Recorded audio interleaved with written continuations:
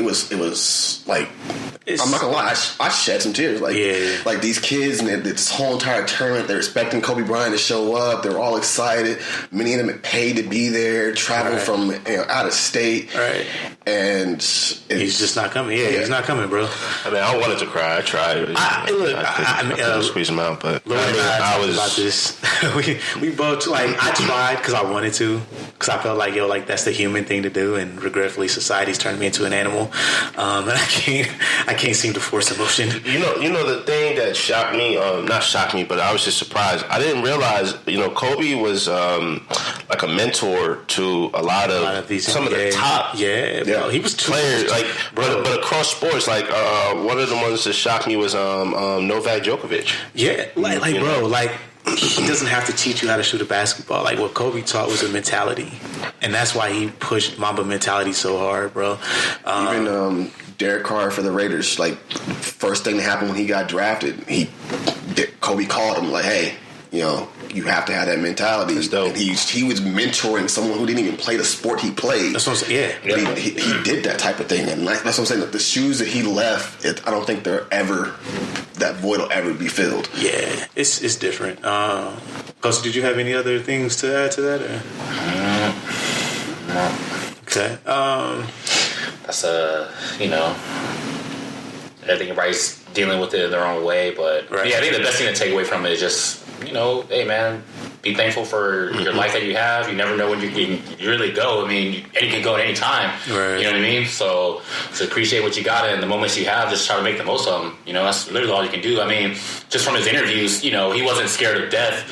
We're all gonna face it. You know what I mean? It's something you can't escape, but you never know when your time's gonna go. So just live your life, dude. Whatever makes you happy, do it, and live out your dreams. That's it. And they're definitely more important too. He was saying as well. I mean, if you could make an impact to someone, I mean, that's huge, and you never really know how you can affect someone, but I mean, just being someone that someone can talk to and just having that type of presence, you never know, man. So absolutely, look, I'll say this is that when it happened, so this past weekend, and not like it's like not it is. It's a weird thing, bro, because you internalize these things and you kind of feel selfish in some ways because you don't want to make it about yourself because people are really hurting, people that were far closer, obviously, to Kobe and these people who they lost. But this past weekend was crazy just because a friend of mine, her husband had got killed while he was riding his motorcycle, literally down the street from his house. He was in the military. He's only 29 years old. He's just gone. Yep. And you said that she even passed the accident. She passed the accident. Didn't know it was him. Didn't know it was him. On her way home, and then she happened to check his phone because he hadn't came in the house yet. She's like, the last location was where that accident was at. So, he's gone. 29 years old, leaving behind a wife and a young son, not even, younger than my son. My son just turned 10 months. So, that happened. And I was like, man, you don't know what to say to people. I don't know what to say to her. There's nothing I can say to make it better or to help out. It's incredibly hard. And then Kobe, that happens the next day, and I'm just I'm sitting there and I'm supposed to be working, and I was shook. I'm not gonna lie, I was for real shook. I was supposed to be working. I just stopped working. I didn't care anymore. Because it didn't make, what I'm saying? It just didn't make sense to be doing this at that point. Because again, I'm the type of person, honestly, I internalize things, man. It's damn, bro, Kobe was 41 years old. I just turned 35. What'll happen to my daughter, if I'm not here? What'll happen to my son and my fiance? What'll happen, So I was really shook, man, and I was pardon my French, but I was up for a couple of days, to be honest. It was weird. That first day we were just that first day was it is really weird because for me, my relationship with Kobe was I'm a Celtics fan. So Kobe took a championship from me, but I always recognized his greatness. And I always recognized his hard work because for me personally, and watching his interviews, it always seemed like he feels the same. The only thing that separates me from everyone else is this hard work. And I always felt that too. Like I was never given anything. I was never won anything. I never like won anything like on accident, or I was never like lucky. Like everything I ever got, I had to work my ass off. And he seemed like he felt that same way. Like even though like he might have been gifted. And clearly he was. The dude spoke like 7 languages.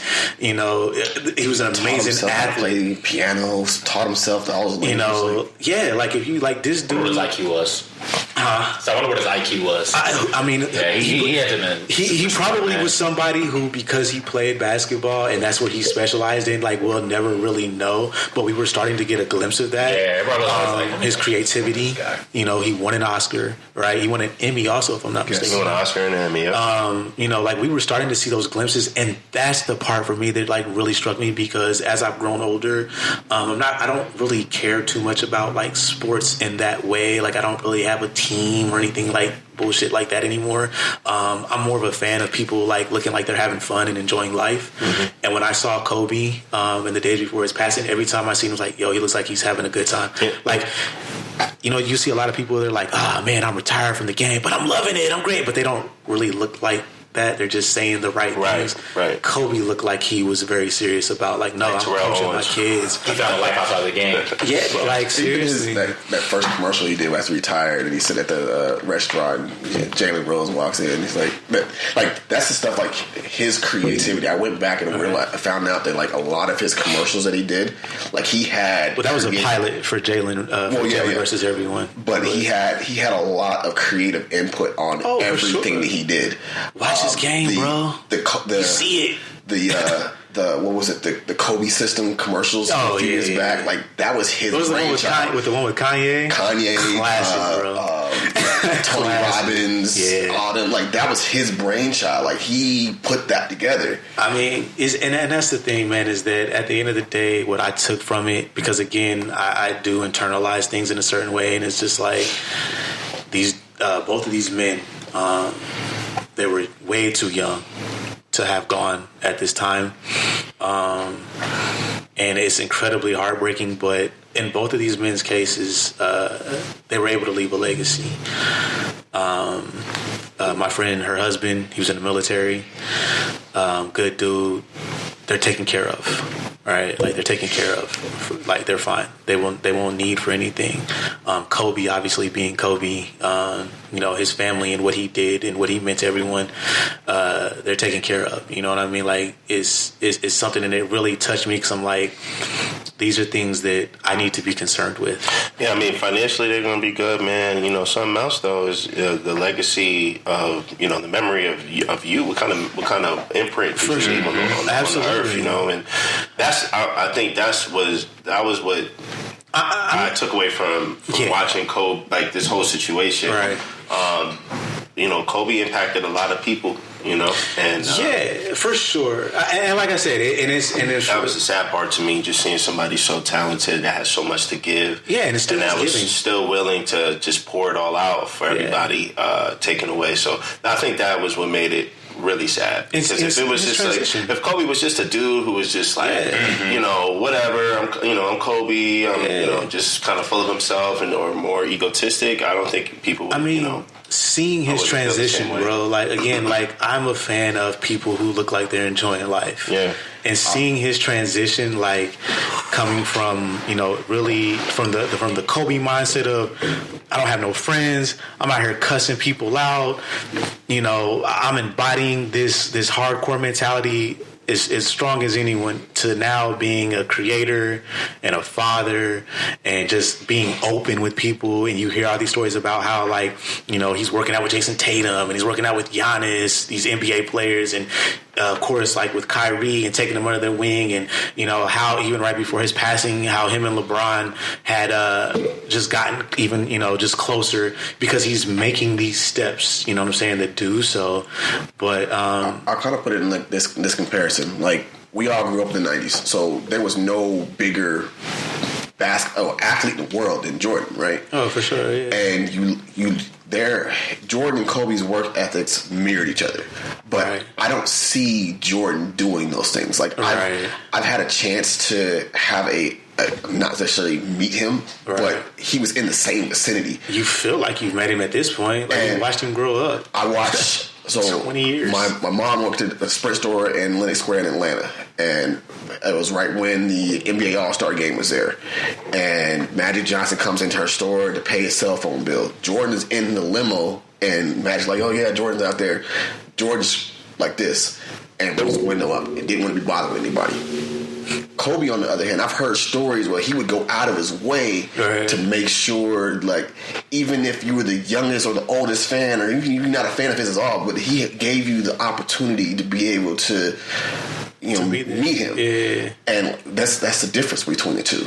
I mean, look, I mean, at the end of the day, man, for me, I'll just say, like, look, man, my friend, her husband, even though he's only 29 years old, this dude was traveled. He got to do, a lot of things that he wanted to do in life. And Kobe, obviously, only 41 years old, but man, he's probably lived a life for 10 years. Yeah, you know what I'm saying? And that's what I took out of it. So, like, me personally, so it's making me really, like, just push to go and make sure I'm doing the things that I want to do, and just making sure I'm enjoying life and just living it to the, you know what I mean, to the best of my abilities and pushing forward. I talk about this all the time. Like, everyone has a date that they were born and a date that they die, and you have that dash in between. And it seems like your friend's husband and Kobe, they both made the full. Yeah, they made that dash the best it could possibly be. 100%, and that's what I'm trying to do. Like, that's what I like. After this weekend, I'm like, yeah, man. Like, I'm not fucking with y'all, man. I'm trying to make this dash the best that I can possibly make it, because you never know when it's over, man. And it was incredibly heartbreaking. But yeah, that was sad, man. Damn, I hate to have to start a podcast like that, but it was like a pretty big deal. I was talking to homie. It was like, who was the last person that died like this? And everybody was just so shocked. I think it was Michael Jackson. But even Michael Jackson still had a huge cloud over him. I had a conversation with a couple of people, like Michael, Prince, Whitney. They're all big global people. Whitney was a big one, I think. But even them, none of them had Princess that Diana. same type of impact. Princess Diana was pretty big. Princess Diana, I think, would be the last one that I remember. Probably the closest to Kobe. I don't even think she was still on that same level. No, I disagree with you, because Princess Diana was really it was global as well. And the only reason why I say Princess Diana is a very close comparison is because with those other celebrities that you named, we all knew they had troubled. They had demons, if you will. Whitney with drugs. The hero within them had been slayed. They weren't idols at that point. Kobe was on his rise. I don't think he had even reached his apex. Princess died. Clearly, she was becoming more and more popular and famous throughout her with her philanthropic work and things of that nature. And it just happened all of a sudden, like, car crash. And she was young. Helicopter crash, very young. So I do think that's a difference, but I think that is a comparison that's worthy. It's even before tough. her. I think you'd have to go back to JFK. Yeah, it's like I said, it's to have that comparison is tough.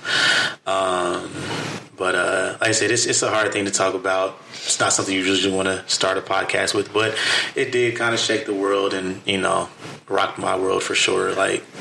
So I did find actually a really great message. I don't know when it was recorded from Kobe, and once we finish this segment, I'm gonna play that.